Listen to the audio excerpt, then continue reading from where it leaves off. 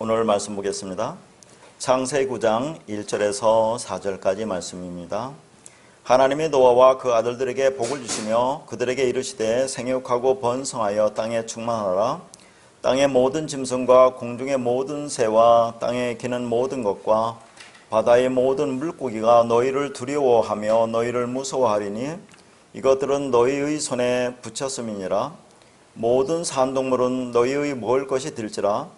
채소같이 내가 이것을 다 너희에게 주노라. 그러나 고기를 그 생명되는 빛에 먹지 말 것이니라. 자, 고기를 생명되는 빛에 먹지 말라라는 제목으로 말씀을 나누겠습니다.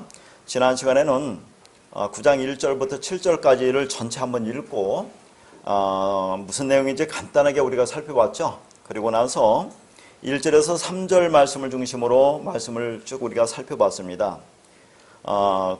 그리고 오늘은 4절 중심으로 우리가 말씀을 볼 텐데요.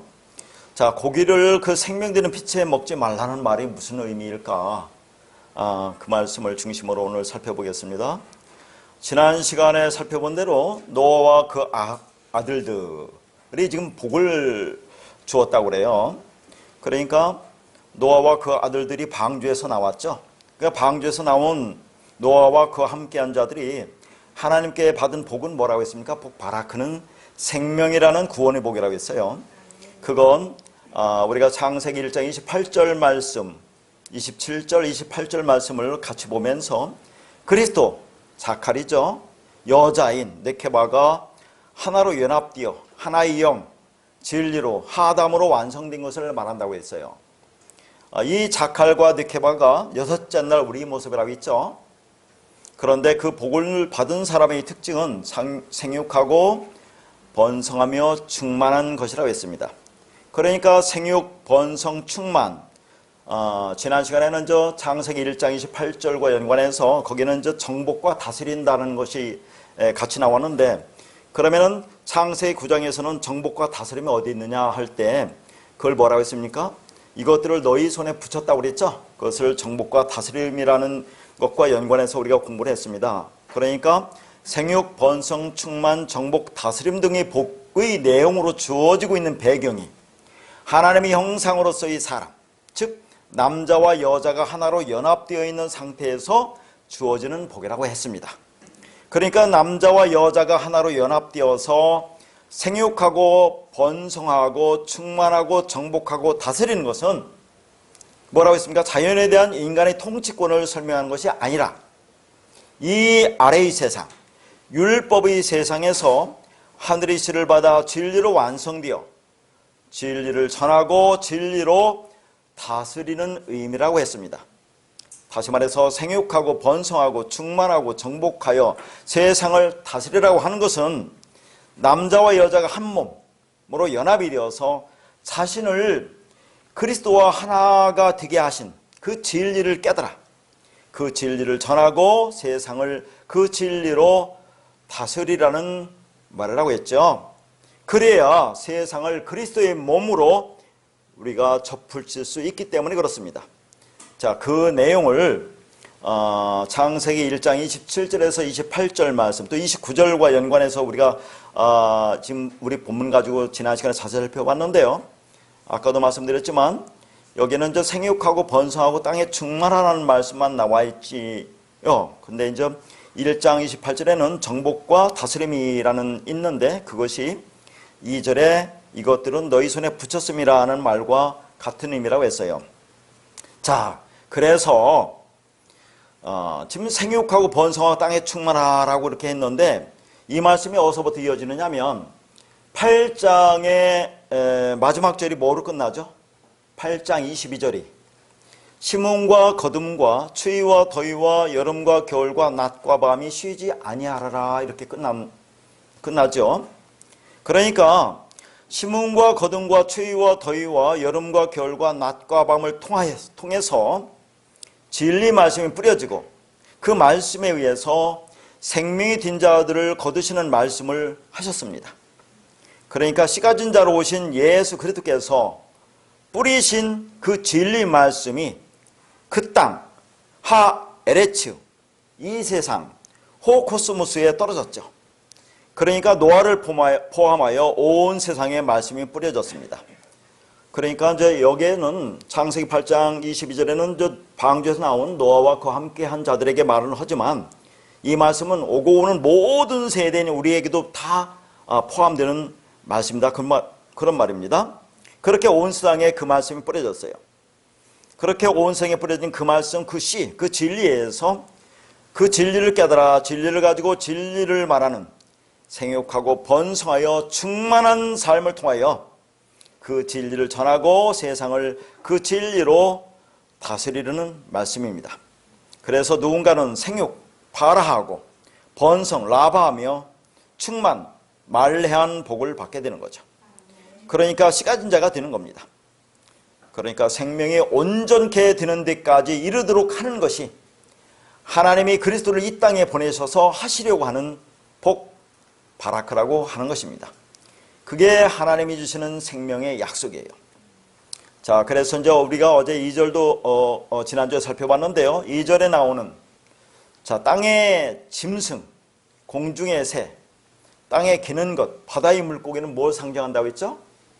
율법적 존재라고 했죠. 그러니까 땅의 모든 짐승, 가축도 포함하는 거죠. 공중의 새, 땅에 기는 것, 바다에 사는 물고기 등 모든 혈육 있는 생물은 모두 이 아래의 세상의 부정한 것으로 율법을 상징하는 겁니다. 그러니까 우리도 전에는 짐승이었죠. 그런데 하나님의 은혜로 구원받은 자들이 되었어요. 그래서 이제 앞으로 구원받을 자들을 먼저 구원받은 우리에게 붙여주었다는 그런 말이라고 했습니다. 우리를 통해서 열매를 맺게 하시려는 거라고 했어요. 그러면 자, 이제 제가 뭐 창세기 1장 할 때는 자세히 했는데요. 그것은 이제 유튜브에 안 올라와 있기 때문에 여러분이 이제 잘 듣지를 못했을 텐데, 그동안에 어쨌거나 2장부터 하면서도 땅의 짐승, 뭐 공중의 새, 땅에 기는 것에 대해서는 제가 여러 차례 설명을 드렸어요. 근데 이제 바다의 물고기에 대해서는 제가 1장에서 했지만 그동안에는 하지 안 했던 것 같아요. 그죠? 자, 그러면 바다의 물고기는 창세기 몇째 날에 나오죠? 5째 날. 창세기 5째 날 나오는 것이 바다의 물고기와 공중의 새입니다. 그런데 이 5째 날에는 바다의 물고기, 이 물고기가 그 꼬리가 잘려서, 바다에 사는 물고기는 꼬리 힘으로 사는 거 아닙니까? 그 꼬리가 잘려서 어떻게 구원에 임하는지, 어떻게 네케바가 자칼이라는 씨를 받아서 사람으로 완성되는지, 그 복음에 대해서는 제가 설명을 안 드렸기 때문에 여기서는 다 빼고 바다의 물고기를 통해서 하나님께서 말씀하시고자 하는 복음의 말씀을 살펴보도록 하겠습니다. 자, 그래서 누가복음 5장 3절에서 8절까지 말씀입니다. 예수께서 한 배에 오르시니 그 배는 시몬의 배라. 육지에서 조금 떼기를 정하시고 앉으사 배에서 무리를 가르치시더니 말씀을 마치시고 시몬에게 이르시되 깊은 데로 가서 그물을 내려 고기를 잡으라. 시몬이 대답하여 이르되 선생님, 우리들이 밤이 새도록 수고하였으되 잡은 것이 없지만은 말씀에 의지하여 내가 그물을 내리리다 하고, 그렇게 하니 고기를 잡은 것이 심히 많아 그물이 찢어지는지라. 이에 다른 배에 있는 동무들에게 손짓하여 와서 도와달라 하니 그들이 와서 2배의 채움에 잠기게 되었더라. 시몬 베드로가 이를 보고 예수의 무릎 아래에 엎드려 이르되 주여, 나를 떠나소서, 나는 죄인이로소이다 하니. 자, 지금 이제 제가 설명하고자 하는 것은 창세기 5째 날 나오는 것 중에서 바다의 물고기가 있습니다. 우리가 바다의 물고기로 살고 있었어요. 자, 율법을 행하면서 열심히 우리가 행하고 있었는데, 그런 존재인 율법이라는 이 세상의 바다에서 어떻게 우리가 하나님의 말씀에 의해서 건져내줘서 구원을 받게 되는지, 자, 여기부터 지금 설명을 할 텐데요. 지금 이 말씀을 보면 예수님이 시몬의 배에 이제 올라가시죠?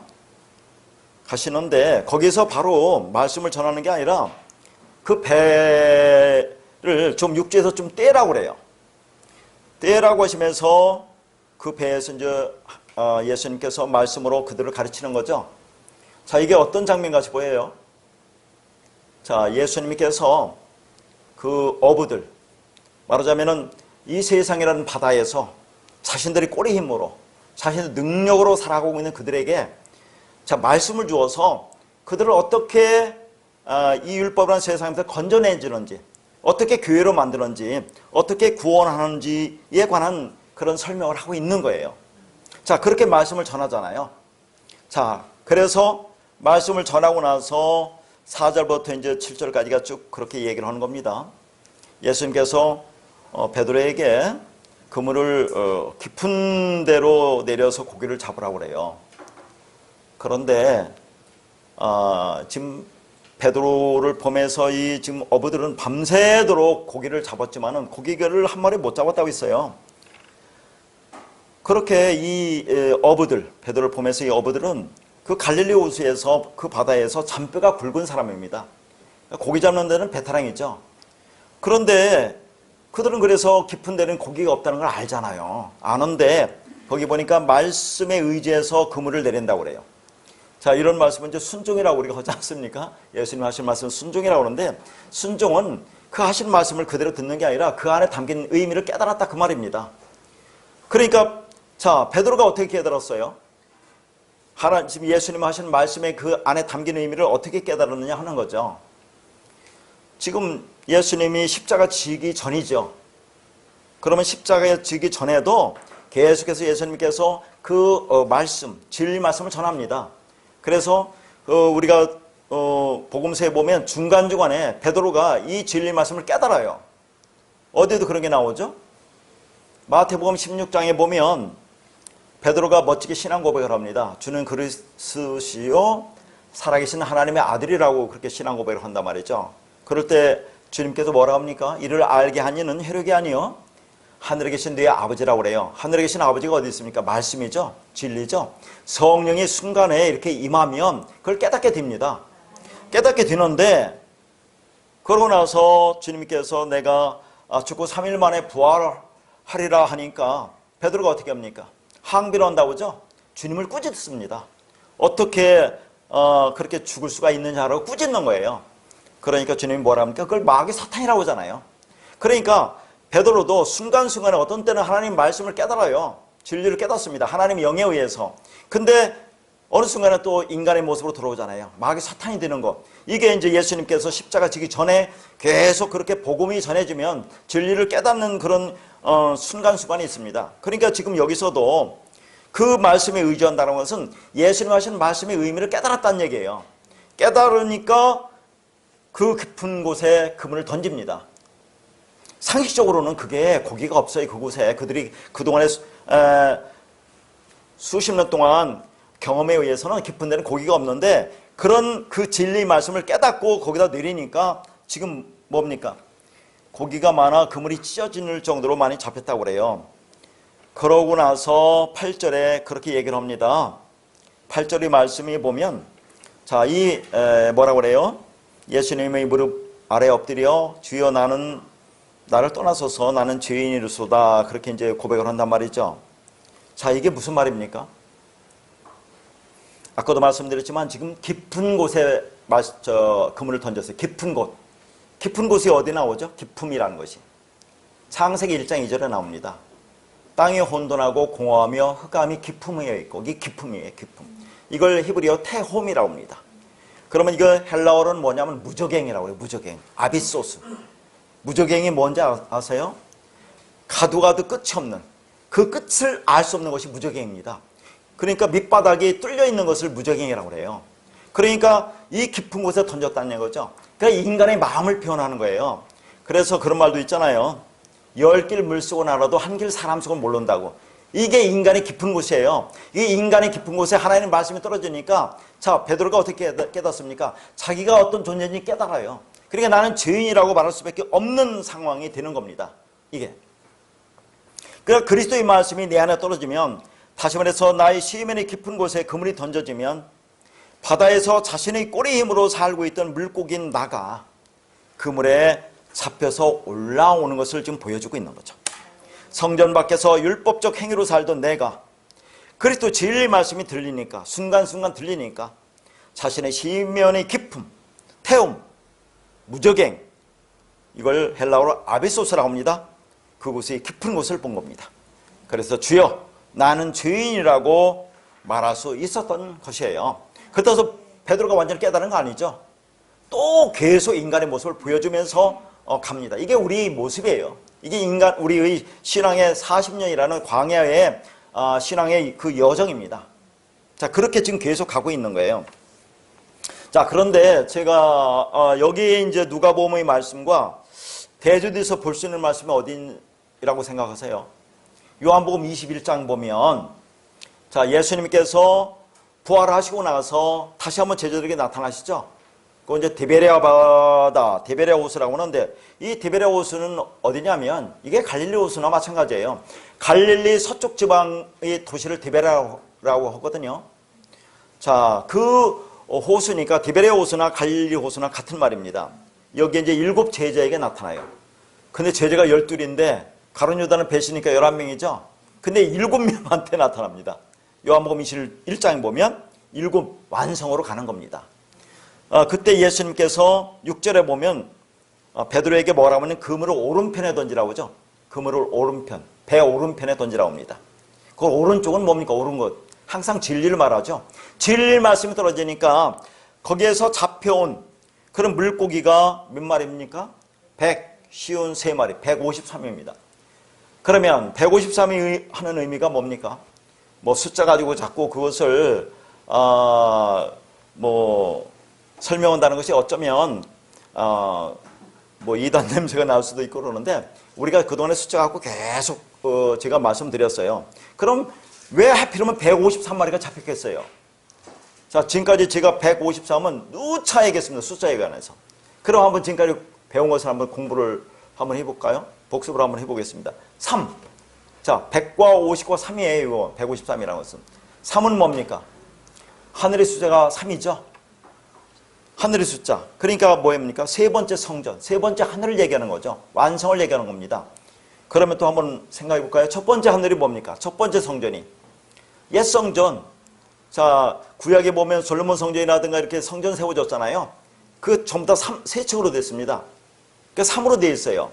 그걸 통해서 진리를 가르쳐 주려고 하나님께서 그렇게 이제 옛 성전, 율법 성전을 주셨잖아요. 그 율법을 통해서 진리를 깨달으라고 주셨는데, 그들은 깨닫지 못하니까 두 번째 성전으로 예수님이 이 땅에 오시는 겁니다.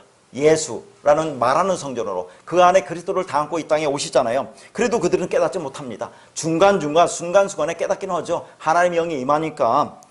자, 그렇게 두 번째 성전은 말하는 성전으로 육체로 오신 예수님이잖아요. 그걸 깨닫지 못하니까 이제 세 번째 성전으로 오시는데, 예수가 그래서 죽는 거예요. 육이란 예수가 죽고 그리스도로 부활해서 우리 안에 임하잖아요. 그러니까 고린도에서 뭐라 합니까? 우리가 하나님이 성령이 거하는, 너희가 하나님이 성전인지 알지 못하느냐, 그런 얘기를 하잖아요. 하나님이 성령이 내 안에 들어오니까 하나님이 성령이 거하는 하나님이 성전, 이 마음이 성전이 되는 거죠. 그걸 세 번째 성전, 세 번째 하늘이라고 하는 겁니다. 그러면 그게 완성이잖아요. 그럼 50은 뭡니까? 여러분 50. 여러 번 말씀드렸는데 50은, 자, 하나님의 영이 성령이 언제 옵니까? 오순절에 오죠. 오순절 50에 옵니다. 그리고 구약에서는 50이 뭡니까? 희년이죠. 희년은 뭡니까? 율법의 종으로 살던 우리가 율법이 압박에서 해방되는 것이 희년 아닙니까?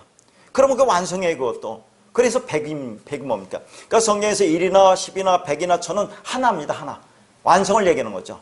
이걸 얘기하는 겁니다. 그러니까 지금 아까 누가복음에서는 예수님 십자가 지기 전의 말씀이고, 자, 요한복음 21장에서는 예수님 십자가 진 이후에, 부활하신 이후의 말씀입니다. 그러니까 부활하신 이후에 뭡니까? 그들이 153이라는, 즉 완성된 물고기로 그렇게 이 땅에 끌려 나오는 것을 지금 상징하고 있는 거예요. 그래서 7명이라는 7이라는 그 어부들의 제자들, 어부들이라는 것은 아니고 7명, 7이라는 그 제자들에게 임하시는 거예요. 그래서 완성을 얘기하고 있다는 것이 요한복음 21장의 말씀입니다.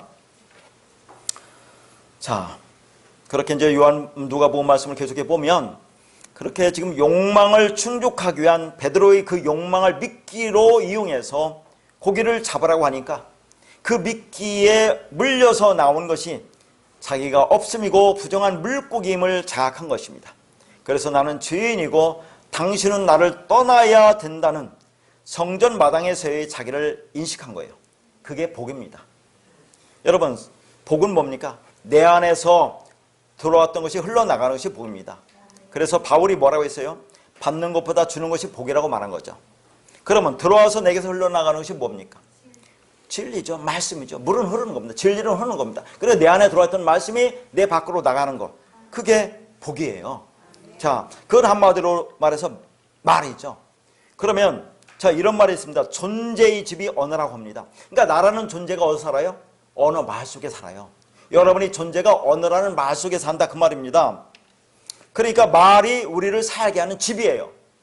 그래서 어떤 말을 하느냐가 어떤 존재인지를 설명하는 것입니다. 그래서 성경의 복은 말하는 것입니다. 말을 못하면 어떻게 됩니까? 속이 터져 죽습니다. 그래서 성경에 속이 터져 죽은 사람이 가룟 유다죠.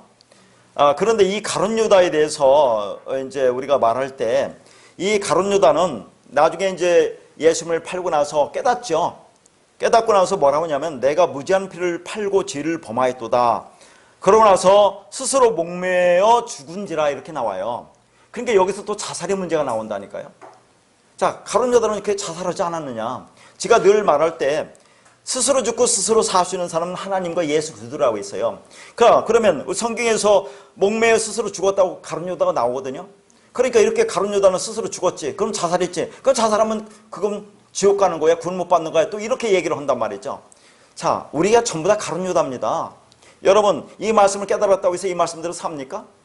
늘 넘어지고 자빠지잖아요. 율법적으로 계속 살고 있지 않습니까? 그런데 다 우리도 가룟 유다예요. 그러면 그걸 잘못했으면 자, 내가 어떤 존재를 깨닫고 하나님 앞에 가면 돼요. 예수님 앞에 가면 돼요. 자기가 누군지를 고백하면 되는데 가룟 유다는 스스로 죽었잖아요. 이게 자기가 의롭다고 한 겁니다. 이런 죽음, 이건 스스로 죽은 죽음이지만 이건 영원히 지옥 가는 죽음이지만 자, 어떤 사람은 죽을 때 불강력적으로 죽는 사람이 있어요. 자기 의지로, 자기가 잘났다고 자기 의로 죽지 않는다 그 말입니다. 그래서 그걸 구분하라는 거죠. 그 어떤 사람은 이 가룟 유다 스스로 죽었으니까 그거 지옥 가는데 그럼 자살하면 다 지옥 가는 거 아니냐 이렇게 얘기한단 말이죠. 어떻게 죽느냐 말하는 겁니다. 자기 의로 나는 의롭다고 나 예수님 필요 없고 하나님 필요 없다 라고 죽는 것은 자기 의로 죽은 거죠. 그건 지옥 가지만 그렇게 안 죽을 수도 있잖아요.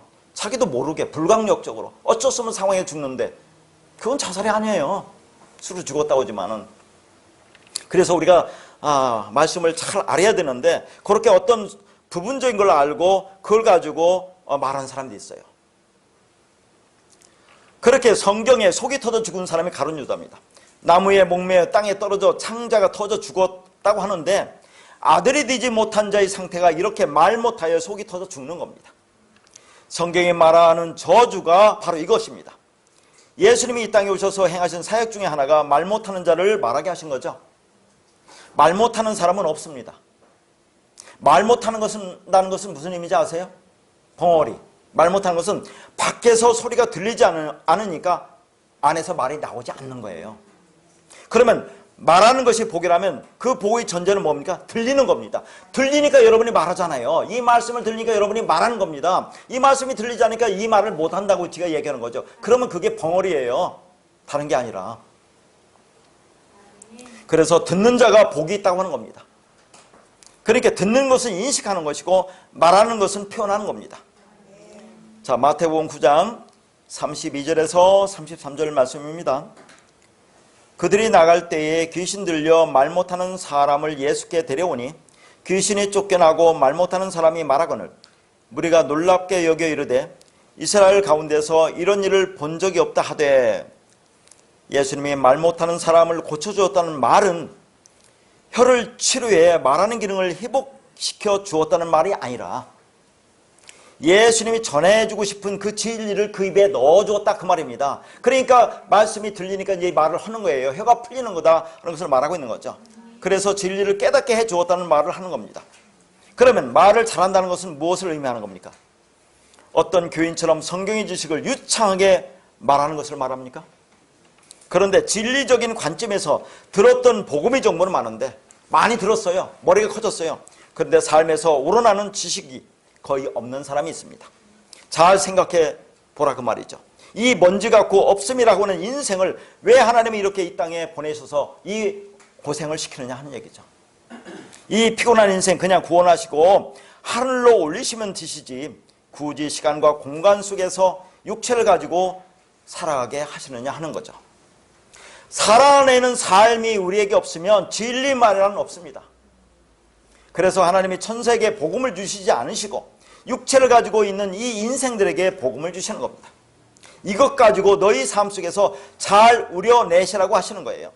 이것이 뭐예요? 오늘 창세기 9장 1절에 생육하고 번성하고 충만을 말하게 하기 위해서 복을 주셨다는 의미예요.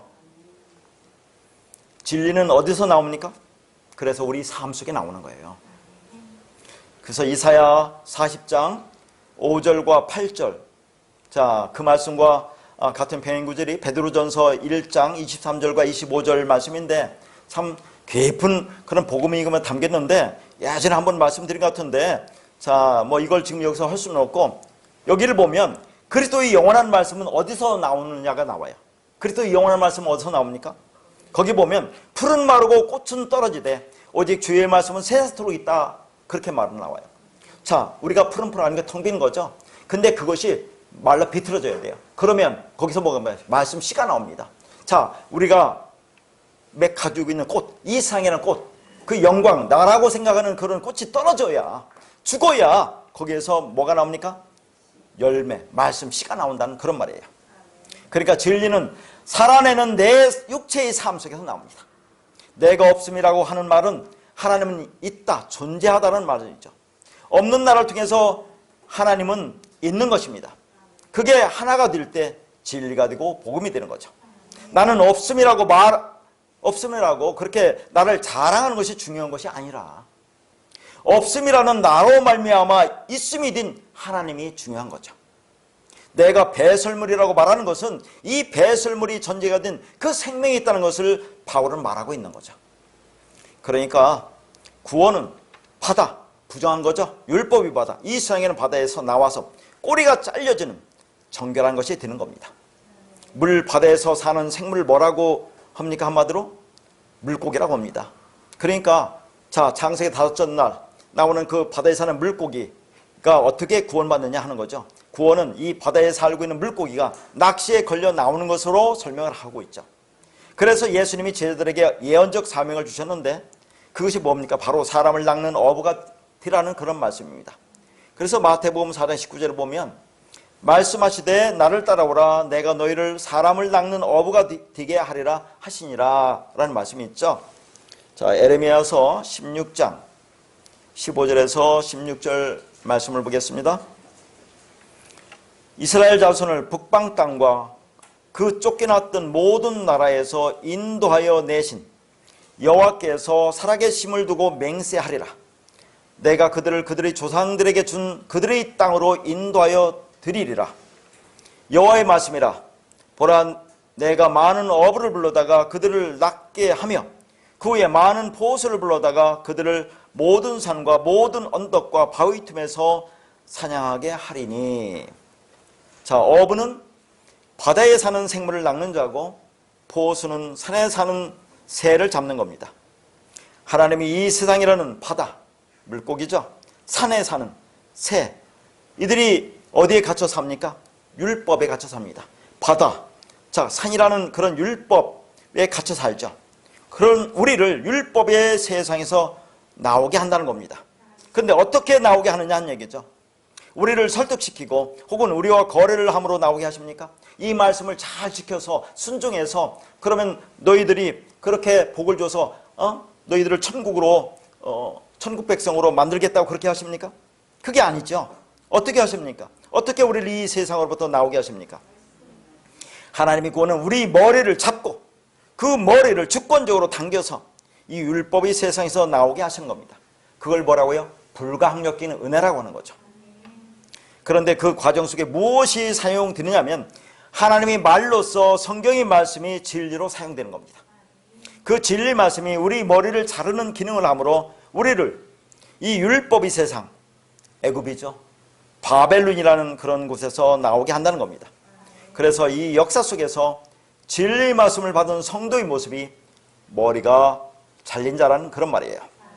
그래서 계시록 20장 4절 말씀입니다. 또 내가 보좌들을 보니 거기에 앉은 자들이 있어 심판하는 권세를 받았더라. 또 내가 보니 예수를 증언함과 하나님의 말씀 때문에 목배임을 당한 자들의 영혼들과 또 짐승과 그의 우상에게 경배하지 아니하고 그들의 이마와 손에 그의 표를 받지 아니한 자들이 살아서 그리스도와 더불어 1000년 동안 왕노릇하니. 자, 여기서 목배임을 당한 자들이 어떻게 당했다고 해요? 하나님 말씀 때문에 당했다고 그런 얘기입니다. 그러니까 이 목배임이 바로 바다에 사는 물고기가 진리 말씀에 낚여서 꼬리가 잘리는 모습으로 나타난 거예요. 그래서 모든 성도는 순교자입니다. 성경이 말하는 죽음의 의미, 순교의 개념은 하나님 말씀이 내 안에 들어와 육적인 나라는 자가 그 말씀에 의해서 잘려지는 것을 경험하는 것을 말합니다. 그것을 성경이 목배임 당한 자, 그걸 순교자라고 하는 거죠. 그러면 천국은 순교자만 가는 겁니다. 그러니까 순교는 우리의 인생과 역사 속에서 나의 가치와 욕망으로 살고 있는 나라는 존재가 말씀에 의해서 삭제당하는 것이 순교인 것입니다. 자, 신명기 28장 13절을 보겠습니다. 여호와께서 너를 머리가 되고 꼬리가 되지 않게 하시며 위에만 있고 아래에 있지 않게 하시리니 오직 너는 내가 오늘 네게 명령하는 네 하나님 여호와의 명령을 듣고 지켜 행하며. 자, 이 말씀 들으면 우리가 지난날에 얼마나 소망이 됐습니까? 보세요. 너는 머리가 되고 꼬리가 되지 않게 하신다고 그러죠. 위에만 있고 아래에 있지 않게 하신다고 그러죠. 청소년들 가르쳤던 자녀들한테 얼마나 소망되는 말씀이고 희망되는 말씀입니까? 물론 나이가 먹은 어르신들도 이 말씀 들으면 여전히 이 땅에 희망이 있잖아요. 하나님의 말씀 잘 듣고 잘 지켜 순종하고 교회에서 열심히 헌신봉사 충성하면 어떻게 된다는 겁니까? 너를 머리가 되게 하고 꼬리가 되지 않게 한다고 하잖아요. 위에만 있고 아래에 있지 않게 한다고 하는데 이것보다 더 희망적이고 소망적인 말씀은 어디 있겠어요? 이 기독교인들이. 그러니까 이런 데 열광하는 거 아니겠습니까? 그럼 이게 어떤 말이냐 하는 얘기죠. 성도가 머리가 된다는 것은 우리가 상식적으로 생각하는 것처럼 세상에서 높은 자리에 올라가고 성공하는 그런 개념이 아닙니다. 그것은 물고기가 바다에서 진리로 낚여 꼬리가 잘려 자신의 힘으로 더 이상 바다에서 헤엄치며 살 수 없는 자가 된다는 그런 말이에요. 더 이상 꼬리의 힘으로 이 아래 세상의 힘으로 살지 못하고 예수 그리스도의 머리로 함몰되어 교회가 된다는 그런 말입니다. 그렇게 낚시에 걸려 이 율법 세상으로부터 나온 꼬리 잘린 물고기가 우리는 되어야 한다는 얘기를 하는 거예요. 그게 뭡니까? 교회입니다. 그게 에클레시아예요. 그러면 어떻게 그렇게 될 수 있느냐가 바로 밑에 말씀이에요. 한번 잘 들어보세요. 오직 너는 내가 오늘 네게 명령하는 네 하나님 여호와의 명령을 듣고 지켜 행하며. 자, 하나님 명령을 듣고 지켜 행하라고 하잖아요. 아, 맞죠? 문자적으로 보니까. 그러니까 제가 늘 말씀드리고 지금까지 수도 없이 봤지만은 한글은 딱 한 단어인데 원어는 그게 몇 단어로 되어 있다 그 말이에요. 특히 여기서 명령하는 명령을 제가 한번 말씀드렸죠. 자, 이 명령하는 것 명령어리 원어가 다르다는 얘기예요. 앞에 명령하는 것은 뭐라고 했습니까? 이게 차바라는 것이고 뒤에 명령어리라는 것은 미츠바라고 있어요. 이 차바와 미츠바 이렇게 원어는 다르다니까요. 그러니까 문자만 봐서는 이 말씀을 모를 거 아니에요. 우리가 문자만 보면 그렇지 하나님 말씀 열심히 잘 듣고 순종하고 지켜 행하면 나를 위에 있고 아래에 있지 않게 하시고 머리가 되고 꼬리가 되지 않게 하신다는 얼마나 참 희망 섞인 말씀이겠어요. 그러니까 교회 와서 죽을 둥 살 둥 모르고 열심히 하는 거 아니겠습니까? 자, 그래서 이 명령하는 앞에 나오는 명령하는 차바라는 것은 뭐라고 했습니까? 말씀을 주는데 말씀을 포장해서 준다 그 말이에요. 그러니까 이 성경 66권을 우리한테 주었죠. 껍데기로 표면적으로 그 안에 진리를 담아주었다는 얘기입니다. 그게 앞에 명령하는 예예요. 포장해 준 거. 그럼 그 안에 담긴 내용이 있을 거 아닙니까? 그게 미츠바라는 명령이에요. 그러니까 포장해 줬는데 그러면 그 안에 내용 포장을 뜯어서 안에 있는 내용을 우리가 보야 알 거 이겠습니까? 근데 그걸 보지 않고 겉으로만 본다 그 말이죠. 아, 이게 그 말이구나 하고 열심히 행하면 그게 저주라고 나와요, 뒤에. 그러니까 포장을 뜯지 않고 껍데기만 보고 그걸 명령으로 알아두면 어떻게 됩니까? 잘못 알아듣는 거죠. 일단은 하나님은 포장해서 말씀을 주어요. 그게 문자적인 성경입니다. 그래서 그 뒤에 나오는 미츠바라는 그 명령어는 포장을 해서 준 명령을 그 안에 담긴 내용으로 듣는 걸 말한다고 했어요. 그러니까 미츠바인 명령은 그 내용으로서의 명령을 말하는 것이고, 여기 듣다가 뭐라고 했습니까? 듣다. 샤마라고 있죠? 샤마라가 뭡니까? 순종이라고 했어요. 순종이라는 것은 그 말씀을 잘 듣고 깨달아서 그 전제가 되는 거라고 했어요. 다시 말해서 순종은 말씀을 진리로 듣는 것으로 나에게 있는 비진리 상태가 진리로 수용되는 것을 순종이라고 하는 거죠. 자, 아까도 베드로가 그 말씀에 순종했다고 하는데, 말씀에 의지했다고 하는데 그 말씀 안에 담긴 그 내용을 잘 알아듣다 그 말입니다. 그게 순종이에요. 말씀을 진리로 내 마음에 새겨서 그걸 아멘으로 화답하는 것을 말합니다. 그러면 거기 지켜라고 있죠. 지켜. 그러면 지켜. 그리고 행하여.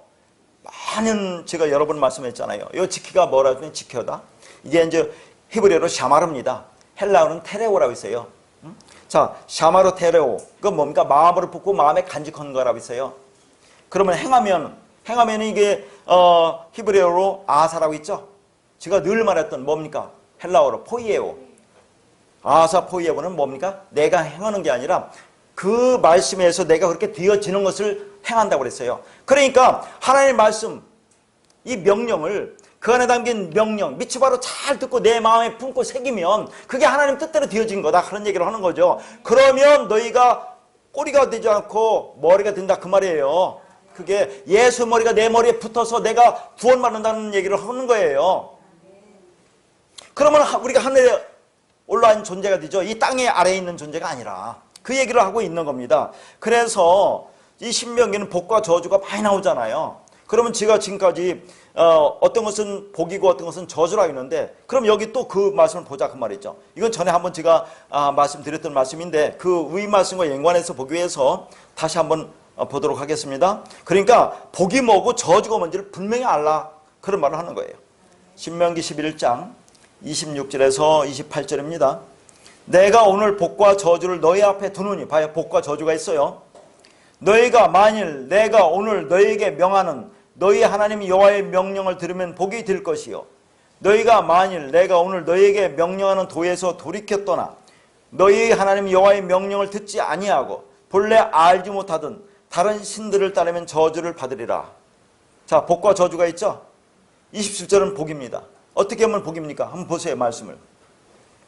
앞에 오늘 너희에게 명하는 이 명한과 너희 하나님 여호와의 명령을 들으면, 이 명령어리 또 다르다고 했어요.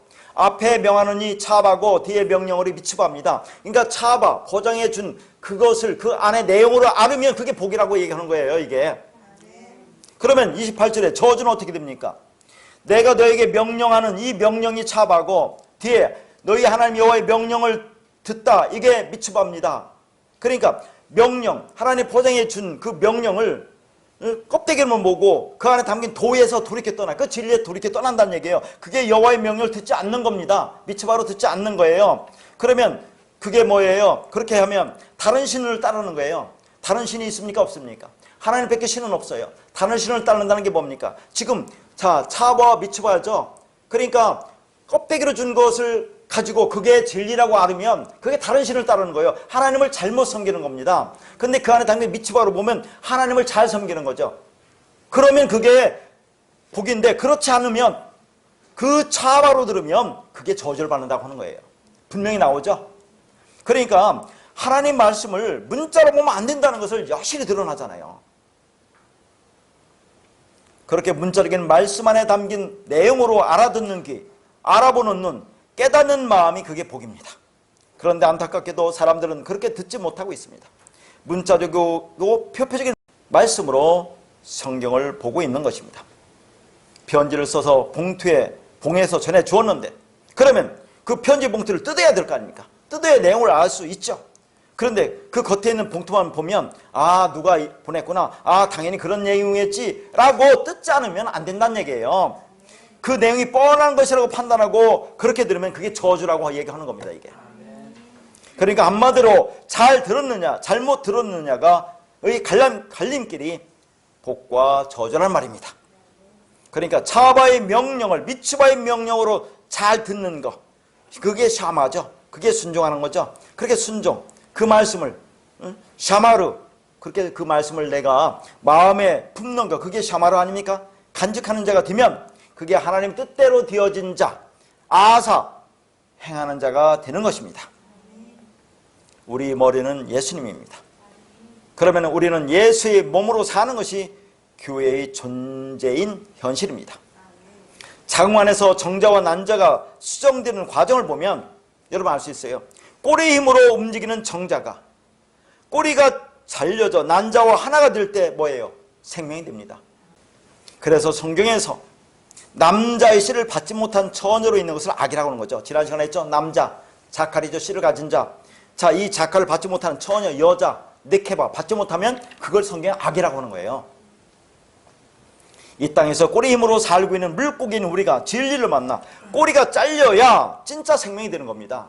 그러니까 난자와 정자가 수정하는 과정을 보면 기가 막히잖아요. 이 땅에 꼬리로 살던 그 정자가 꼬리가 잘려져야 그래야 난자와 수정을 해서 생명이 된다니까요. 놀랍지 않아요? 그렇게 진리에 의해서 낚이면 반드시 꼬리가 잘리게 됩니다. 그러니까 하나님 말씀이 진리로 우리에게 떨어지면 그 말씀은 우리 유격적 욕망, 종교적인 욕망, 심리적 욕망을 충족하고 부추기고 세우는 것이 1차적 기능이 아니라 내 의와 욕망으로 설명되는 이런 것들인 그 꼬리가 잘려지게 되는 것입니다. 그래서 하나님이 머리로 그리스도의 머리에 접붙인 교회로 살아가게 되는 것입니다. 그러니까 예수 그리스도의 성육신과 죽으심과 부활, 승천 그리고 성령 강림이 바로 우리를 주님의 몸으로 교회로 만들기 위한 사역인 것이에요. 자, 마태복음 8장 20절입니다. 여호와께서 이르시되 여우도 굴이 있고 공중에 새도 거처가 있으되 인자는 머리 둘 곳이 없다 하시니라. 자, 예전에 이런 말씀 가지고 얼마나 우리가 말씀을 잘못 들었어요. 예수님은 머리 둘 곳이 없대요. 그럼 교회가 좀 있어야 예수님을 잘 모실 거 아닙니까? 좋은 교회가 있어야. 그런 말이 아니라는 거 알죠? 자, 예수께서 이르시되 여우도 굴이 있고 공중의 새도 거처가 있다고요. 이 거처는 뭡니까? 율법이죠. 옛성전을 얘기하는 겁니다. 인자는 머리 둘 곳이 없다고 그래. 왜? 아직 십자가를 지지 않으셨기 때문에 당신의 백성이 없어요. 그러니까 머리 둘 곳이 없다고 얘기하는 거라니까요. 은혜로 세워지는 교회에 새 성전이 없다고 하는 얘기를 하는 겁니다. 십자가 지시기 전이기 때문에.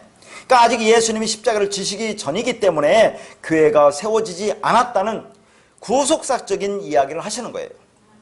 그러니까 예수님의 십자가의 죽으심으로 진리가 완성되어 그 영으로 우리 안에 들어올 때 우리가 진짜 교회가 되는 것입니다.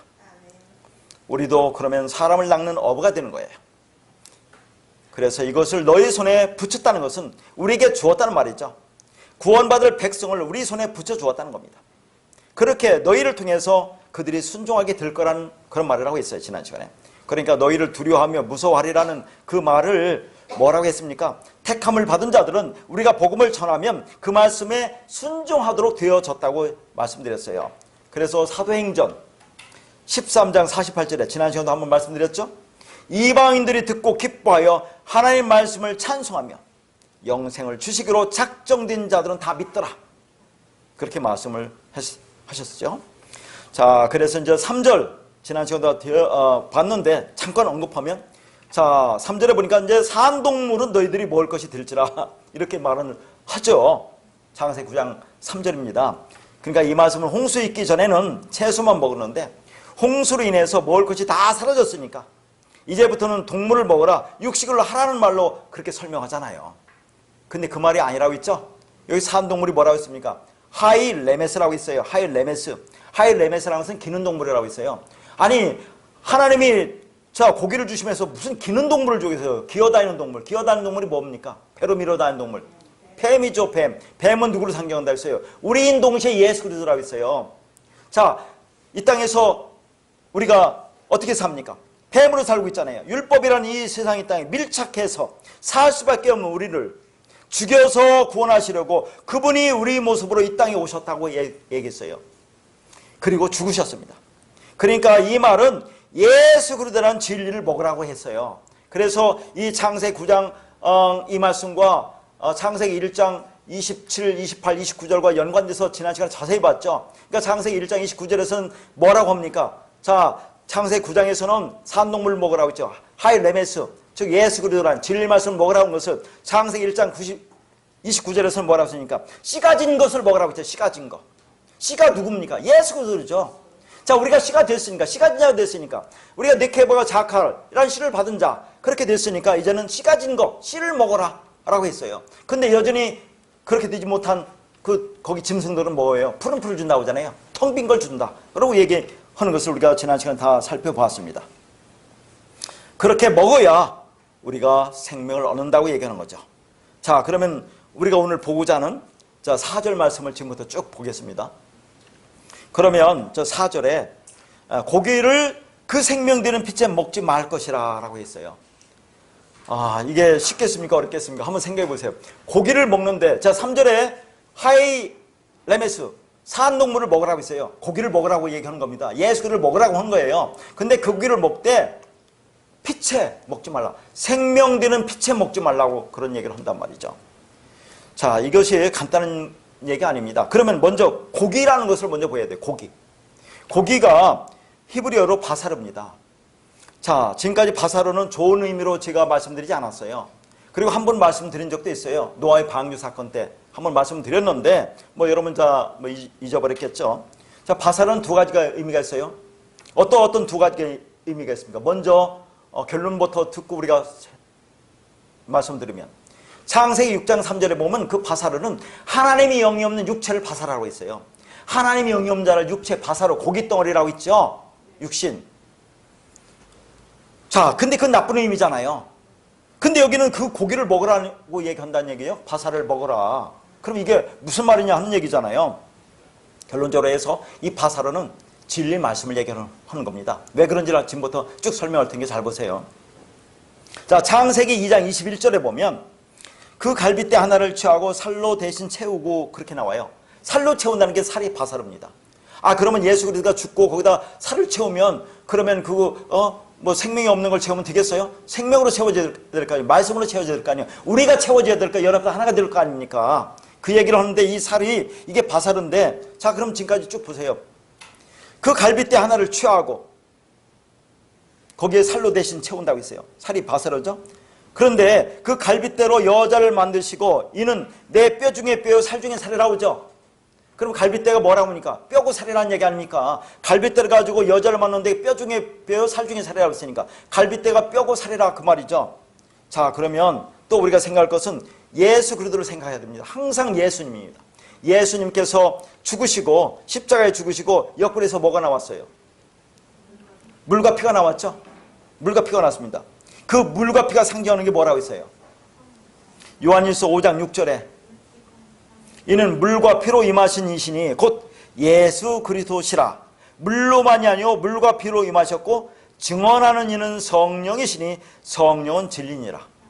자, 그럼 종합해 보세요. 그러니까 물과 피가 예수 그리스도를 설명하고 있는 거죠. 그리고 그걸 증언하는 이가 성령이라고 했으니까 성령은 또 진리라고 했죠. 그러니까 물, 피, 성령, 진리는 무엇을 증언하는 겁니까? 예수 그리스도를 가리키는 거죠. 그러니까 물, 피, 성령은 그리스도란 말입니다. 그리스도는 진리라고 있어요. 그러니까 물, 피, 성령, 진리는 다 같은 하나 그리스도를 설명하고 있는 거예요. 그러면 아담은 그리스도의 모형이죠. 그 아담에게서 갈빗뼈가 나왔죠. 자, 갈빗대가 뭐라고 했습니까? 물, 피, 성령, 진리, 그리스도라고 있죠. 그러니까 그러면 뭡니까? 갈빗대, 뼈. 자, 그 갈빗대로 여자를 만났는데 뼈와 살이라고 했죠. 그러면 뼈와 살이 뭡니까? 결국 여기서 말씀, 진리, 그리스도, 성령이란 얘기예요. 결국은 이해 가십니까? 자, 갈빗대로 만들었으니까 갈빗대가 뭔지, 예수가 죽으시고 뭐가 나왔는지 전부 다 같은 말입니다. 요한일서의 말씀과 연관해 보면 다 같은 말이에요. 자, 그러니까 뼈는 진리입니다. 그러면 살은 뭘 가리키겠어요? 이 살도 바사로도 진리를 가리킵니다. 근데 이 바사로라는 단어가 뒤에도 써놨는데 뭡니까? 이게 기쁜 소식을 전하다는 그런 단어에서 왔어요, 이게. 그러니까 바사르라는 단어가 어디서는 고깃덩어리, 살, 육체를 가리키기도 하지만 기쁜 소식을 전한다는 단어에서도 왔다니까요. 그러니까 복음을 얘기하는 겁니다. 그러니까 복음을 얘기하니까 지금 이 살이라는 단어가 여기서 나온 거라니까요. 이 진리를 말씀을 가리키는 거죠. 그럼 또 하나, 결정적으로 또 한번 보세요. 자, 창세기 2장 24절에 보면 남자가 부모를 떠나 그 아내와 합하여 둘이 한 몸을 이룰지로다 이렇게 있죠. 여기서 한 몸 있죠. 몸. 이게 바사르예요. 바사르. 자, 보세요. 남자가 여자를 떠나서 둘이 합해 한 몸을 이룰지라. 자, 그러니까 여기서 한 몸이라고 할 때 이 한은 에아드라는 단어고 몸이라는 것은 바사르거든요. 에아드라는 것은 연합이고 완성을 얘기합니다. 창세기 첫째 날, 첫째라는 것이 에아드예요. 완성이라는 얘기입니다. 첫째 날도 완성을 얘기하는 겁니다. 그러니까 이게 완성이라는 얘기죠. 자, 완성된 몸, 하나 된 몸, 이게 몸, 바사르입니다. 그러면 예수와 우리가 하나 됐으니까 이거보다 더 소망적인 게 어디 있어요? 이게 몸은 바사르는 이게 기쁜 소식이고 복음이다 그 말이죠. 그러니까 하나님의 목적과 의도는 남자가 부모를 떠나 여자와 합하여 하나가 되는 게 하나님의 목적이에요, 이게. 자, 그래서 지난 시간에도 이제 언급을 했지만 여기서 남자와 여자는 자, 창세기 1장 20절에 남자와 여자가 다르다고 했죠? 여기서 나오는 남자는 이슈고 여자는 이슈합니다. 그리고 합하여 거기 다바크라고 있어요. 달라붙어 하나가 됐다 그런 얘기야. 그러니까 이슈라는 남자가 이슈라는 여자를 만나야 한 몸이 된다. 에아드, 연합, 완성, 몸, 바사르가 된다 그런 얘기죠. 그것을 다바크라고 하잖아요. 연합하다, 하나 되다 라는 그 말입니다. 그러니까 남자가 여자와 연합하여 하나가 된다고 그렇게 얘기를 하는 거죠. 그러면 그게 완성 아닙니까? 그러면 그보다 더 소망적인 얘기가 뭐 있겠어요? 그러니까 여기서 몸도 바사르라 그 말입니다. 그러니까 바사르가 나쁜적인 의미도 있지만 좋은 의미가 있어요. 왜 그런지는 뒤에 또 설명하겠습니다. 자, 그래서 이제 지난 시간에 우리가 창세기 1장 27절에 말하는 자, 남자, 여자, 이제 여기는 자칼 네케바라고 지난 시간에 자세히 설명했는데 자칼은 씨를 가지고 있는 수컷을 말하고 네케바는 씨를 받는 자, 여자를 말한다고 했는데 자, 다시 한번 정리할게요. 창세기 1장 27절에 나온 자칼과 네케바는 모든 것에 다 그게 사용돼요. 그러니까 수컷, 암컷이라는 개념이 있는 것은 다 사용되는 거지만 이씨와 이샤는 남자, 여자, 사람에게만 사용된다 그런 얘기를 하고 있는 거예요. 특별히. 자, 그럼 정리가 됐죠? 이렇게 씨를 가지고 있는 자칼과 씨를 받는 땅인 네케바가 만나 하나가 되어야지만 사람이 됩니다. 그러면 신약성경에서의 한 몸은 뭡니까? 또 연관되잖아요. 신약성경에서 한 몸. 바로 그리스도와 교회라고 말하잖아요. 교회는 남자인 그리스도의 머리와 성도인 여자의 몸이 연합한 공동체를 교회라고 한다고 했어요. 이렇게 교회가 탄생되고 완성되는 것을 사도 바울은 뭐라고 말합니까? 에베소서 5장 31절에서 32절에 말을 하죠. 그러므로 사람이 부모를 떠나 그 아내와 합하여 그 둘이 한 육체가 될지라 이 비밀이 크도다. 나는 그리스도와 교회에 대해 말하노라. 나오잖아요. 그리스도와 교회라고 나오죠. 그러니까 창세기 말씀이 저 신약에 이렇게 에베소 말씀 또 연관되는 겁니다. 다 하나예요. 한 말씀을 하고 있는 거예요. 이런 말씀 가지고 결혼식장에서 주례사에 그런 엉뚱한 얘기를 하면 되겠습니까? 그렇게 남자와 여자가 합하여 하나가 되려면 서로가 죽어야 해요. 아까 죽어야 된다는 걸 말했죠. 그러면 그게 완성, 온전한 자가 되는 겁니다. 사랑이라는 것은 서로 향하여 죽는 것입니다. 남자와 여자가 연합하여 서로를 향하여 생명을 나누면, 그럼 죽으면 여자의 자궁 안에서 생명이 수정되고 잉태되는 겁니다. 그게 남자와 여자의 죽음을 의미하는 거죠. 이러한 경험이 하나님과 나와의 관계 속에서 체험되어야만 하는 겁니다. 그러니까 우리 신랑 되시는 예수가 먼저 죽으셨잖아요. 그분이 생명의 씨를 우리에게 던져주셨어요. 그래서 신부인 우리가 그 씨를 받으면 우리가 거기서 죽는 겁니다. 그러니까 우리 육적 생명의 죽음은 환난과 고난을 당하는 것이 아니라 나의 하나님 자리, 나의 온 우주의 주인으로 내가 조정하고 컨트롤하고자 하는 모든 욕망을 내려놓고 하나님에 의해서 조종당하는 자로 내려오는 것입니다. 그래서 이제 여기 써놨어요. 쭉 한번 정리하겠습니다. 창세기 6장 3절에 나의 영이 영원히 사람과 함께 하지 아니하리니 이는 그들의 육신이 됨이라 해서 하나님의 영이 없는 육신도 바사릅니다. 그러니까 고기, 육체, 바사르는 하나님의 영, 성령이 거하지 않는 짐승, 육체를 바사르로라고 하기도 하고 기쁜 소식, 복음으로 사용하기도 하는 것입니다. 다시 말해서 육신, 살은 바사르라는 단어로 원래 고깃덩어리, 육체의 살을 말하는데 그건 하나님의 영광에 이르지 못한 자들인 짐승을 말하는 거예요. 모든 인간은 그 짐승과 똑같은 고깃덩어리로 표현합니다. 그런데 그 짐승이, 잘 들으세요, 십자가에서 죽고 그리스도와 함께 살아나는 자기 백성들을 똑같은 바사르, 살이라고 하지만 그 살은, 그 몸은 새로운 몸이 되는 거예요. 새로운 피조물이 되는 거죠. 짐승으로서의 살, 고깃덩어리가 아니라 신령한 몸, 새로운 피조물이 되는 겁니다. 그래서 살, 바사르라는 단어가 똑같은 바사르인 기쁜 소식을 전하다는 단어에서도 유래한다, 그런 얘기를 하고 있는 거예요. 그러니까 갈빗대를 채하고 살로 채웠다는 뜻은 복음이라는 살로 채웠다는 말입니다. 자, 그리고 채우시고가 싸가라는 단어인데 이 단어가 문을 닫다, 그런 단어라고 했어요. 그래서 이게 이제 노아의 방주 때 한번 제가 설명을 드린 겁니다. 문을 닫으면 어떻게 돼요? 끝난 거죠. 완성이잖아요. 노아의 방주에 노아와 그와 함께 있는 자들을 들여보내고 문을 닫잖아요. 자, 살로 채웠다, 채웠다가 이게 닫다, 그 말이에요. 싸가르, 닫으면 끝난다, 그런 얘기죠. 완성이다 하는 얘기입니다. 하나님께서 노아가 만든 방주의 모든 걸 들여보내고 문을 닫았다는 창세기 7장 16절에 나오는 문을 닫으시니라는 그 단어와 똑같은 단어예요. 오늘 저 채웠다는 그 말이. 그러니까 살로 채웠다, 물로 문을 닫았다는 말은 진리로 완성했다는 그런 말입니다. 그렇게 아담에게서 갈빗대가 나오니까, 그 아담과 똑같은 성령, 물피가 나오니까 예수님 뭐라 합니까? 다 이뤘다고 하죠. 그것이 요한복음 19장 30절 말씀입니다. 예수께서 신포도주를 받으신 후에 이르시되 다 이루었다 하시고 머리를 숙이니 영혼이 떠나가시니라. 뭐라고 했어요? 자, 예수님께서 다 이루었다 하시고 머리를 숙인다는 게 뭐니까 말씀을 숙이다가 멀리 보내지고 영혼이, 하나님 영혼이 여기에 성령이 푸니마에, 어디서는 푸시케라고도 하고 어디서는 푸니마라고 합니다. 이렇게 헷갈려요. 자, 그러니까 하나님이 말씀이 멀리 보내주고 영으로, 성령으로 떠나가시느라 우리에게 넘겨줬다, 그 말이에요. 이 말씀이 뭐가 나오니까? 물빛 성령이 나오니까 그 말씀 우리에게 넘겨줬다는 얘기를 하는 겁니다. 그러니까 아담을 깊이 잠들게 하고 뭐예요? 죽이고, 그래서 물빛 성령 나오니까 성령이 또 다른 보내사를 우리한테 보내죠. 그러니까 이게 완성이야, 이렇게 얘기를 하는 겁니다. 이게 복음이야. 이제 복음으로 완성된 거야. 진리로 완성이라는 그런 말을 하고 있는 거죠. 살은 살인데 신령한 살로 드는 복음을 말하는 것입니다.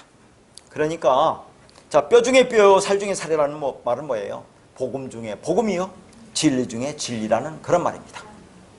그렇게 그 소식, 기쁜 소식인 복음인 진리 말씀을 우리가 먹어야 할 참된 양식으로 먹어라, 그런 얘기를 하는 겁니다.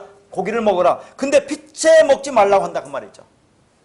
그러니까 고기, 바사르는 예수 그리스도를 가리킨다고 했어요. 왜? 산동물이 하일 레메스라, 뭐라고 했어요? 기는 동물, 배로 밀어 다니는 것으로 뱀이라고 했죠. 그 뱀이 우리면서 동시에 예수 그리스도라고 했습니다. 그러니까 예수 그리스도를 먹되 피채 먹지 말라고 합니다.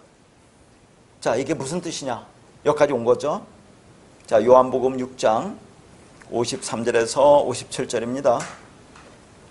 예수께서 이르시되 내가 진실로 진실로 너희에게 이르노니 인자의 살을 먹지 아니하고 인자의 피를 마시지 아니하면 너희 속에 생명이 없느니라. 내 살을 먹고 내 피를 마시는 자는 영생을 가졌고 마지막 날에 내가 그를 다시 살리리니 내 살은 참된 양식이요 내 피는 참된 음료로다. 내 살을 먹고 내 피를 마시는 자는 내 안에 거하고 나도 그의 안에 거하나니 살아계신 아버지께서 나를 보내심에 내가 아버지로 말미암아 사는 것 같이 나를 먹는 그 사람도 나로 말미암아 살리라. 자, 요한복음 6장 말씀 보세요. 자, 오병이어의 표적을 행한 후에 말씀하시는 겁니다. 53절, 54절, 55절, 56절이 전부 다 내 살을 먹고 내 피를 마시지 않으면, 내 살을 먹고 내 피를 마시는 자는 내 살은 참된 양식이고 내 피는 참된 음료로다. 내 살을 먹고 내 피를 마시는 자는 그렇게 계속해서 살과 피를 살을 먹고 피를 마시라고 하잖아요. 근데 오늘 창세기에서는 고기를 먹되 피채 먹지 말라는 말은 도대체 무슨 말이냐는 얘기죠. 이게 무슨 뒤냐 안 뒤냐 그런 얘기를 하는 겁니다. 여기 나오는 살이 헬라어로 사륵스예요. 사륵스. 이게 히브리어로 바사르입니다. 사륵스 바사르. 이걸 먹으라고 하는 거잖아요.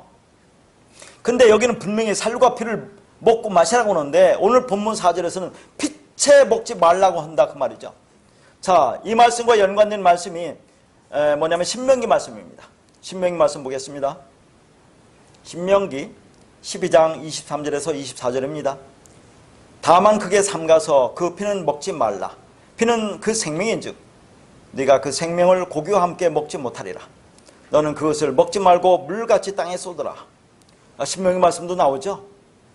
피는 생명이기 때문에 피를 먹지 말래요. 그건 물같이 땅에 쏟으라고 하잖아요. 오늘 창세기 9장 4절 말씀은 똑같죠. 고기를 먹되 피채 먹지 말라는 것과 똑같습니다. 이런 말씀 때문에 피는 생명이므로 피는 절대로 먹어서는 안 된다는 논리가 인정을 받게 되는 거예요. 중요한 것은 동물이 피가 되었든지 사람이 피가 되었든지 피를 먹으면 안 된다는 이 말씀이 그냥 문자적인 말씀 그대로 피 섞인 음식은 먹으면 안 된다는 말씀이겠느냐 하는 얘기예요. 그리고 오늘 본문 4절도 똑같이 고기를 그 생명되는 피채 먹지 말라는 어구도 똑같이 문자적으로 보고 이것을 우리가 어떻게 생각하느냐 그런 얘기입니다. 피는 생명이 있다는 식으로 이해를 하고 그래서 그렇게 피에는 생명이 있으니까 사람의 피는 너무나 소중하고 존엄하므로 피를 함부로 먹어서도 안 되고 흘려서도 안 된다고 생각을 하는 겁니다. 그래서 어떤 자든지 알죠? 그 피를 남에게 주는 것도 남에게 받는 것도 도저히 이해를 하지 못하는 자들이 있어요. 그러니까 헌혈도 하지 않고 수혈도 하지 않습니다. 수혈도 받지 않아요. 그래서 그들은 사고로 중상을 입어서 수술할 때 수혈이 필요한 경우에 이 말씀 때문에 수혈을 거부합니다. 그냥 죽어요. 그건 수혈이 피를 먹는 거라고 생각하기 때문에 그렇습니다. 그러니까 피를 먹지 말라고 하였으니까 피를 먹는 것을 죄라고 생각하는 거예요.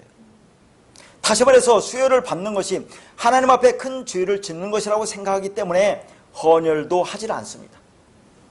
또한 이 말씀을 근거로 동물의 피가 들어간 음식은 먹어서는 안 된다고 지금도 가르치는 사람들이 있어요.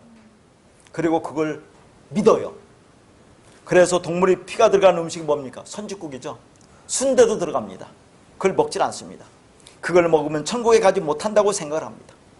이런 이야기를 일반적인 기독교인들은 뭐라고 합니까?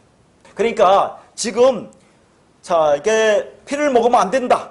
그러니까 수혈도 우리가 받지 않고 헌혈도 하지 않는 그들을 보고 뭐라고 하느냐 그런 얘기 하는 겁니다.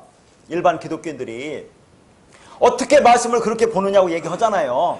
근데 그렇게 말하는 그들이나 지금 이들이나 똑같다는 얘기를 하는 겁니다. 무슨 얘기를 하냐? 그들은 교회 가면서 뭐라 합니까? 자, 일반적으로 전도 가면서 교회 다니지 않으면 그래서 예수 믿지 않으면 구원받지 못해 하는 거랑 똑같은 말이라 하는 얘기예요. 제가 말씀하는 것은. 그건 교회를 다니지 않으면 구원받지 못한다고 말하는 거나 다를 바가 없다 그 말이죠. 그러니까 교회를 다니지 않고 어떻게 구원을 받나라고 생각하는 것이나 순대 먹으면 지옥 간다고 생각하는 것이나 차이가 없다 그 말입니다. 그러면 본문 4절의 말씀과 신명기의 말씀은 고기를 먹는데 피를 빼고 먹으라는 말입니다. 계속 와서 이제 결론이 이제 말하는데 그게 무슨 의미냐 하는 얘기죠. 자, 지금부터 결론을 맺겠습니다. 자, 아까 말한 거예요. 결국은 예수님이 십자가 죽을 때 어떻게 죽으셨어요? 물과 피를 쏟았죠. 그러면 피를 쏟는다는 그런 말입니다. 그러니까 예수님이 죽을 때 물과 피를 쏟았잖아요. 물과 피를 쏟았다는 것은 예수님이 죽으신다는 의미예요. 그분이 물과 피를 쏟지 않으면 죽지 않은 거예요. 물과 피를 쏟아야 그 피가, 말씀이, 진리가, 그리스도가, 영이 우리 안에 올 거 아닙니까? 그러면 그 말씀이 우리 안에 오면 내가 깨닫게 되는 거죠. 아, 그분은 그렇게 십자가 죽으셔야 되는구나. 그리고 나도 동시에 죽으셔야 되는구나를 깨닫게 되는 거예요. 그러면 그 피가 내 안에 들어오는 거예요. 그러면 그 피가 내 안에서 흐르는 거지 먹는 거 아닙니다. 이게 이해를 갑니까? 그러니까 피를 흘려야 된다는 게 예수님이 피를 흘리지 않으면 안 돼요. 그분은 피를 흘려서 피가 흘러나와야 돼요. 그게 뭐니까 피는 죽음의 증거예요. 그리고 예수님 십자가에 흘린 피는 죽음의 증거입니다. 그렇게 죽어야 된다는 얘기예요. 그게 흘리면 죽으면 그 피가 흘려서 우리 안에 올 거 아닙니까? 그 피, 그 말씀, 그 진리 성령으로 우리 안에 들어올 거 아니에요. 그러면 그 말씀 우리 안에 흐른다 그런 얘기를 하는 겁니다. 그러니까 피채 먹는 건 아니에요. 그러면 그게 고기를 먹는 거예요. 그 진리의 말씀을 먹는 겁니다. 무슨 말인지 알겠죠? 피는 흐르는 겁니다. 내 안에 흘러야 돼요. 그 말씀이 들어 흘러야 돼요. 먹는 게 아닙니다. 그 살과 피를 먹는 거예요. 그래서 고기를 먹으라고 하는 거예요. 피채 먹는 게 고기를 먹되 그 피는 흘러서 나 안에 들어야죠. 그게 흐르지 않으면 예수가 안 죽은 거예요. 자, 예수님이 죽으실 때 물과 피를 다 쏟으시고 죽으셨죠. 피를 쏟으셨다는 것은 죽으셨다는 것입니다. 그렇게 피를 쏟고 죽으셔야 그 피, 그 진리, 그 그리스도, 그 성령이 우리에게 넘겨지는 겁니다. 그래서 아까도 얘기했죠. 요한복음 19장 30절에 다 이루었다 하시고 머리를 숙이고 영혼이 떠나가시니라. 그렇게 그 말씀이 영으로 우리 안에 넘겨지는 겁니다. 그러면 그분이 누구 때문에 죽으신 거죠? 나 때문에 죽었죠. 그 말씀 들으니까 나 때문에 죽으셨구나로 끝나는 게 아니라 그럼 나도 죽어야 되는구나를 거기까지 가는 거예요. 그럼 그 피가 나에게 흐르는 겁니다. 그분의 죽음이 나의 죽음이라는 것이죠. 그분의 죽음을 나의 죽음과 동일시하는 겁니다. 그러니까 주님의 십자가의 죽으심을 나의 죽음과 동일시해서 받아들일 때 그게 복음을 진리로 깨달은 겁니다. 그러면 그 고기, 바사르를, 말씀을 먹는 거죠. 그게 피채 먹지 않는 겁니다. 그래서 그 피를 먹지 않고 물같이 땅에 쏟으라고 하는 거예요. 땅, 우리죠? 쏟으면 우리 안에 흘러 들어오는 겁니다. 그게 아까 쏟으라고 했잖아요. 그러면 그 피는 내 마음속에 흐르는 겁니다. 그러니까 그 피를 먹는 것이 아니고 내 안에서 흐르는 겁니다. 예수 그렇게 흘리신 그 피, 그 진리, 그 그리스도, 그 성령이 내 안에서 임하여 흐르는 것입니다.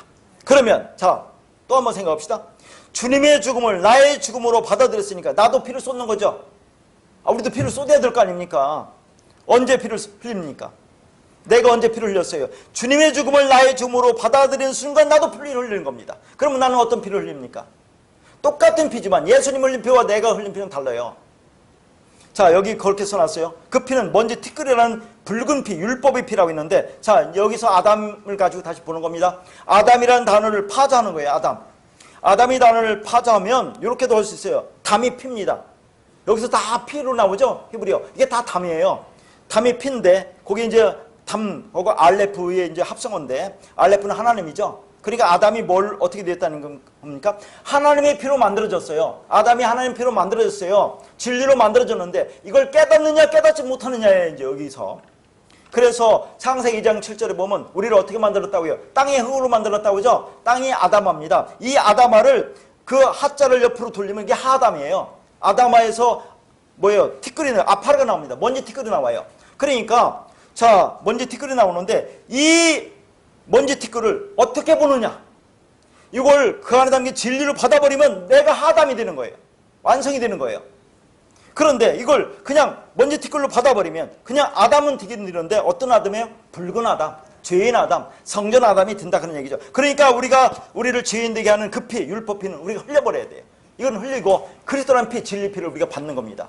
그래서 이게 하아담이 되는 거예요. 그러면 아담이라는 단어 속에 이런 뜻이 있는 거예요. 그러니까 피째 먹는다는 것은 죽으신 예수 그리스도를 다시 살려놓고 희생 제사를 열심히 드리며 섬기는 거예요. 그게 결국은 그게 예수 그리스도 십자가의 죽음을 인정하지 않는 것이고 동시에 그 죽음을 나의 죽음으로 받아들이지 않고 율법을 지켜서 하나님 앞에 나아가려고 하는 것이 피째 먹는 겁니다. 대표적으로 누구예요? 바리새인과 서기관들이죠. 그러니까 그 그리스도의 피는 흘려야 됩니다. 흘린다는 것은 죽음을 의미하는 거죠. 그러니까 피가 빠진 고기를 먹는다는 것은 죽음을 의미하는 것이고 죽음을 받아들이는 것이 고기를 먹는 겁니다. 그 죽음을 나의 죽음으로 받아들일 때 그 피가 내 안에서 흐르는 거예요.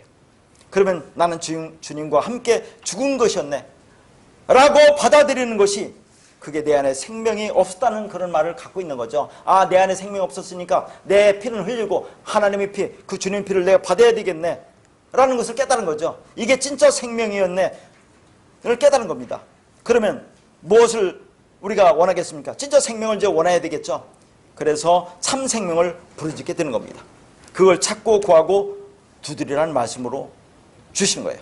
그러면 주님이 성령을 주시겠다고 했습니다. 그 피, 그 생명, 그 말씀, 그 진리, 그 그리스도인 하나님 자신을 주시겠다고 약속했어요. 그건 동시에 일어나는 겁니다. 왜요? 주님이 내 안에 영으로 오셔서 깨닫게 해주셨으니까 그렇습니다. 그분의 은혜로 우리가 알게 된 거죠. 그렇게 예수 그리스도의 십자가의 죽음을 나의 죽음으로 받아들일 때, 그게 그 고기를 핏째 먹지 않고 그 고기를 말씀으로 진리로 받아먹는 것이 되고, 그러면 그 피가 내 안에서 흐르는 것이 되는 겁니다. 그걸 깨닫고 생명이 되는 그런 은혜가 있기를 바라겠습니다.